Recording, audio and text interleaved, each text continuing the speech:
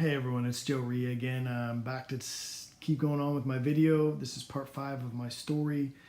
Sorry it's taken me so long to load. I've had my daughter all weekend, and I've been spending time with her. I want to pick up where I left off. I was talking about getting the window of opportunity, that sign that I needed when my left leg moved. But I want to take a minute and talk about what it was like in the hospital. I was in the hospital for 27 or 28 days. It's very, very difficult, to say the least. There's so much time when you're by yourself. I mean, sure, my family was there during the day, but they would eventually leave at night and you're left alone and you're scared and you're thinking, what's going on? Is this a bad dream? Am I going to wake up? I mean, I have no movement. I have a catheter. I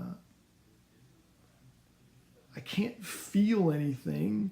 And then when the feeling does start coming back in my body, it's this tremendous dull ache throughout all of my muscles. And I've never felt this agonizing pain before in my life, and I can't call the nurse. I can't hit the call button.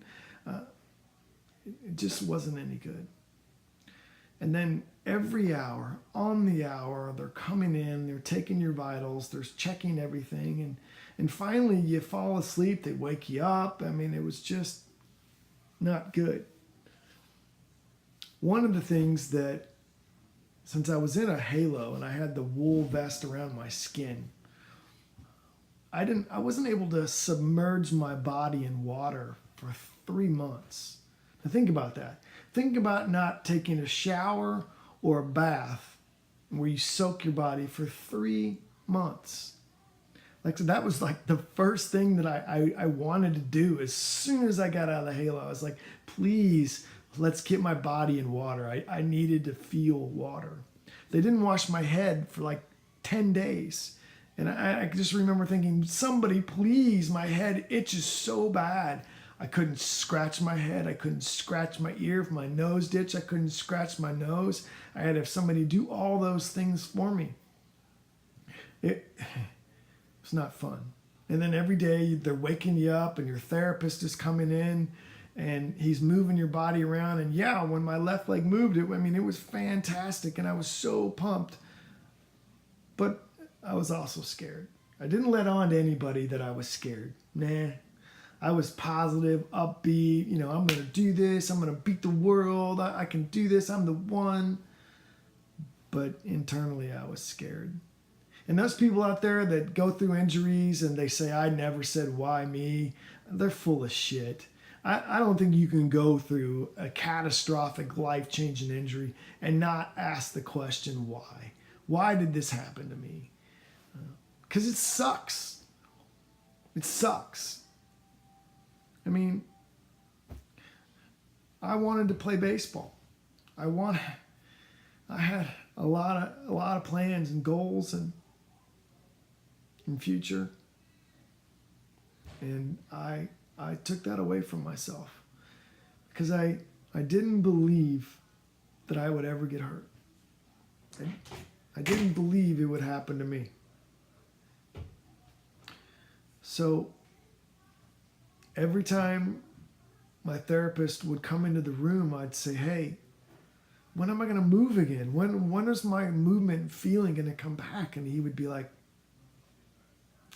this may be it for you, Joe. We don't know.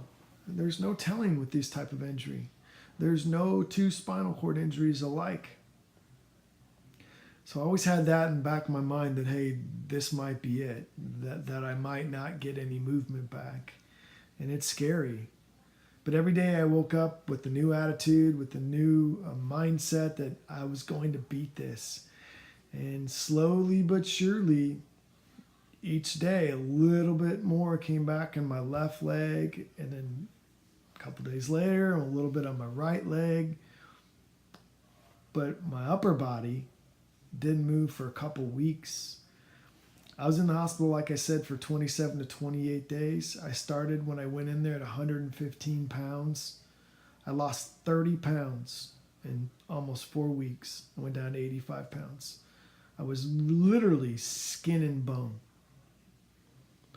I had to relearn how to touch my fingers, my hands. My right hand is the work. You can kind of see how I hold it now. I don't hold it flat. I can't pull it up. The average person squeezes 125 pounds of pressure. I squeeze 25 pounds in my right. I squeeze 40 pounds in my left. But just that little bit makes all the difference in the world where I can hold them flat and normal. It's really quite something. The trained eye can see it. And if you're around me enough, you'll start noticing my fingers and hands. I spent 2 years in physical therapy. 2 years. I'm not going to bore you with all the details, but it was the most painful, grueling experience of my life. And yet I was still having to eventually go back to school and deal with all the things that you had to deal with in school, going back to school with my halo on and wondering what people were going to think of me and how they looked at me and what were girls going to think of me. And would I ever be the same? And these are thoughts that go through your mind. And the reality is you find out, unfortunately, much later that there really is no full recovery from a spinal cord injury. And I'm one of the lucky ones. I've had a recovery that doctors just look at me and shake their head and think, you shouldn't be walking. You shouldn't do what you do. And I'll get into that a little bit more, what I'm able to accomplish physically. But emotionally is where it really took its toll on me. In my household, in my family, you didn't talk about it. You let it go. You moved on. Hey, you're still thinking about that? Let it go. Suck it up. Forget about it. It's old news. How can you forget about something you go through every single day of your life?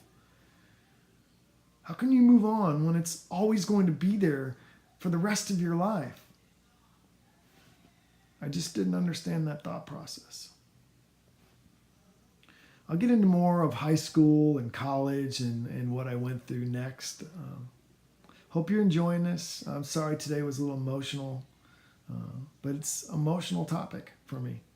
So I really appreciate it. Thanks so much, and I'll put part 6 up tomorrow.